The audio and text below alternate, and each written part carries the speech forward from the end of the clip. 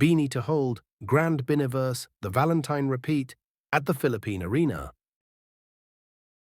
Blooms, humanda ng kantahin ang inyong mga puso sa Philippine Arena para sa Grand Biniverse, The Valentine Repeat Concert ng Beanie.